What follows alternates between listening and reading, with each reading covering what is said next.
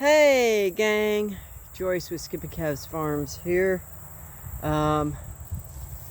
It's the end of the day, and this IBC container was my attempt at getting a Johnson Sioux bioreactor going, but I made a couple of major mistakes early on, and it just didn't work out.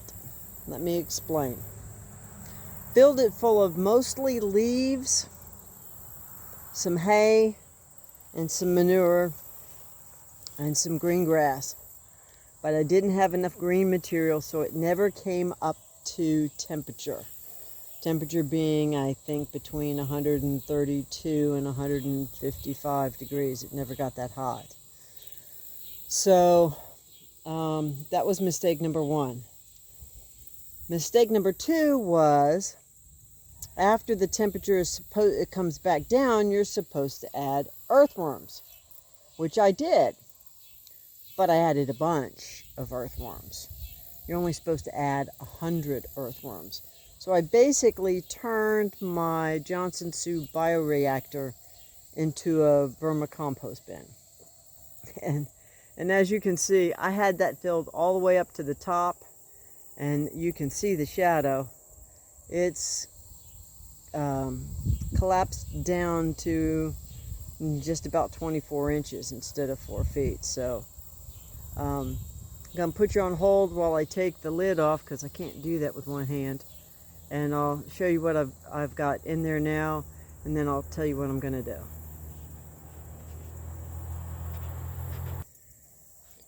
Okay, gang, so here's the lid off my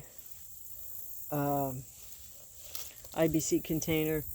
I got it from somebody off the side of the road, and you can see there's a hole in that lid, and it was not a food grade container, and it did not have the proper framing underneath, but I did have this black plastic support that I had gotten from Habitat for Humanity or something years back, and just kept in case I could use it. It just seemed like a nice thing to have, and it was.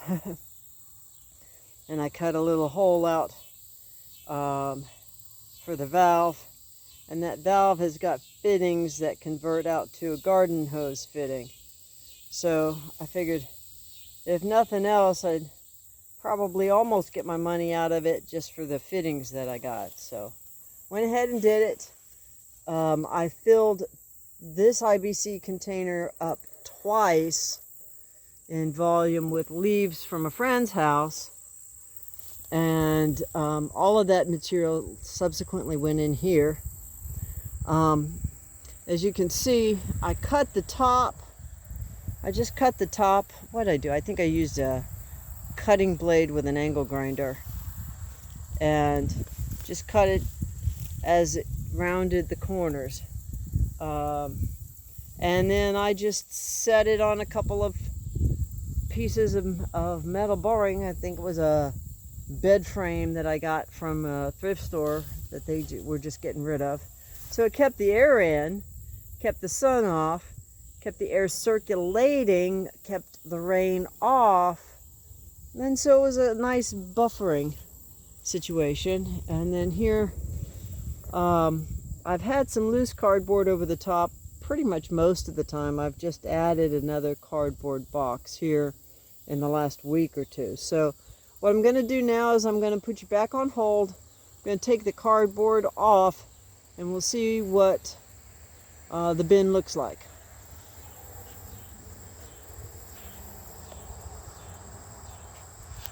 Come on.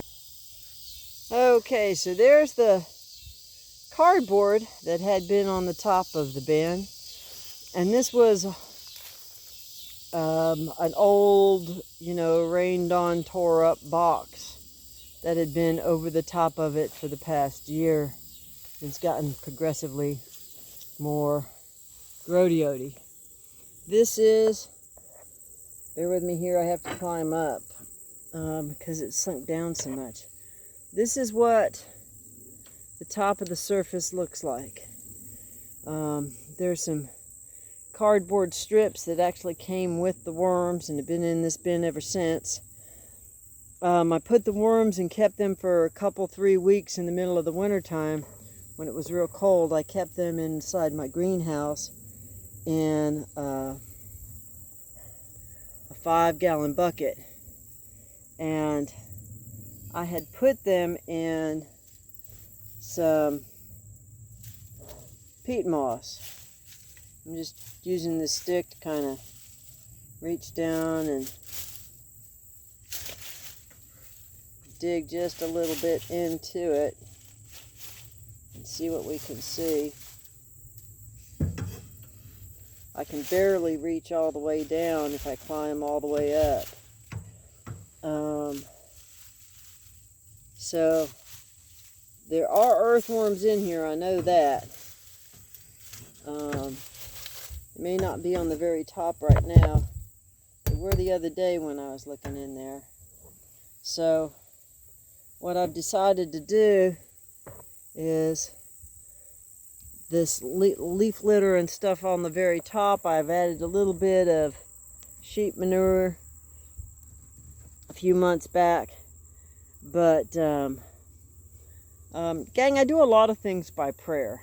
And I mucked this up pretty good. And I guess what I'm going to turn it into is a worm bin. It's essentially what it's been for the last 6 or 8 months. So what I'm going to do is I'm going to climb down here. I'm trying my best not to give you motion sickness with the way I'm holding the camera. It's I know it's better than me holding it in my hand. So this is what I call my 3-tine grub hoe. And it's a nice tool. I've had it for a number of years.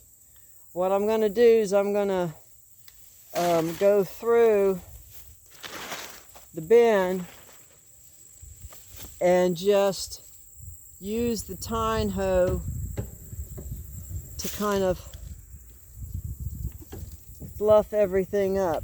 What you can't see too well is there are still holes, like right there where those tines are. That's an air hole that if I dug down about 3 inches would still be open. There's one that's over